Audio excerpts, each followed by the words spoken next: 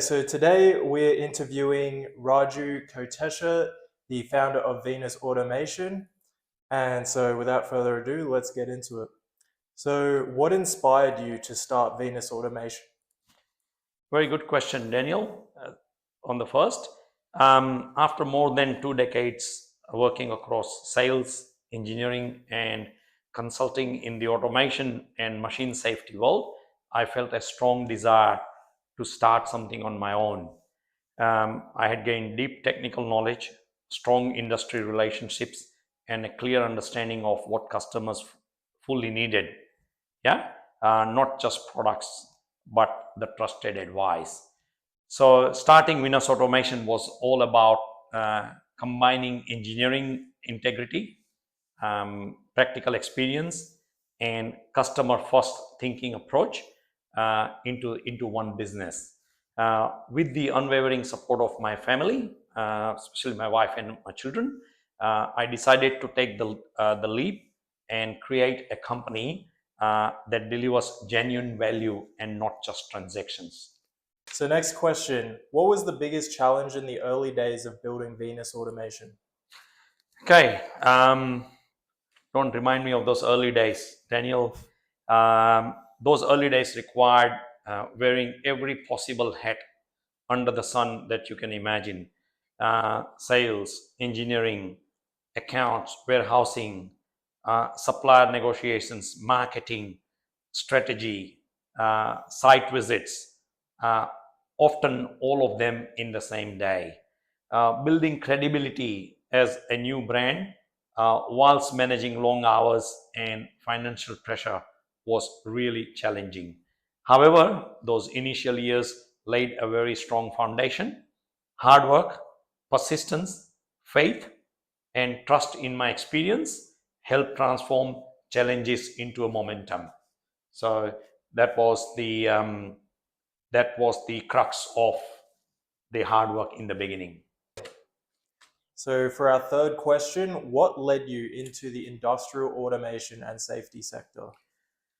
Okay, Daniel, I worked as an electrical engineer, as a power station engineer back in India, and the background as an electrical engineer and early exposure to power systems naturally led me into industrial automation.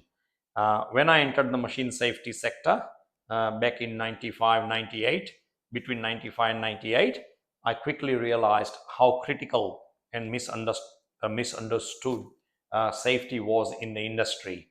I became passionate about educating engineers, managers, operators, technicians, electricians on safe design, risk reduction, and the compliance to workplace health and safety regulations. What makes Venus Automation's consulting services different from competitors? Our consulting is grounded in real world. Yeah, it's all about engineering experience and not just the standards and theory. We don't approach safety as a compliance checkbox. Our approach is a practical engineering discipline. Clients trust our advice because it's balanced, practical, and always in their best interest. So that's the main reason why we are so different than the other guys in the market. So what has been your proudest achievement in Venus Automation's history? Uh, Very good question again. My proudest achievement is building a company that people trust, customers, suppliers, and employees alike. Seeing Venus Automation grow into a respected business with a dedicated team has been very, very, and deeply rewarding. I'm also proud of the opportunities we have provided to the young engineers through our internship program. And I really value uh, the input that the interns, as an engineering interns, has in our company as well, and we think it's mutually beneficial. What is your long-term vision for Venus Automation in the next 5 to 10 years? Um, my vision for Venus Automation is that it gets recognized as a leading authority in industrial automation and machine safety consulting in Australia. We aim to grow sustainably whilst maintaining technical excellence and integrity. Who or what has been your biggest influence at Venus Automation? Um, I've learned through many mentors, colleagues, and customers throughout my career. There has not been a single person. I've learned from everybody that has come on the way in the last 30 years. On a personal level, my family has been my strongest influence, providing unwavering support and perspective. So I would say not a single mentor, but uh, lots and lots of people along the way, and to learn little things from all spectrum of people.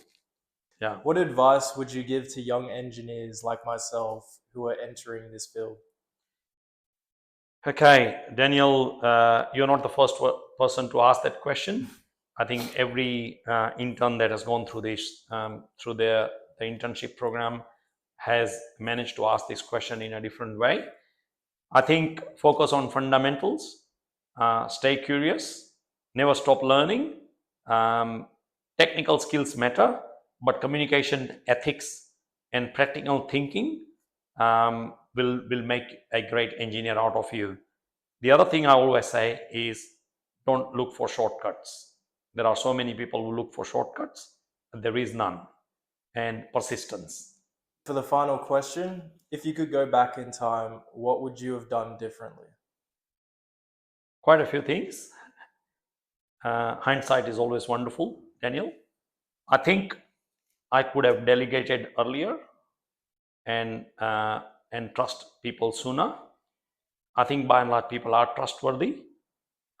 It's just that you have to take a punt and trust people.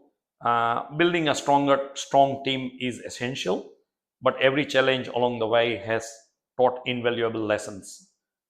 It's very true. All right. Well, Thank you, this Daniel. yeah, this wraps up our interview. Thank you so much for taking this time out of your day for doing this. I really appreciate it. Thank you. Thank you, Daniel.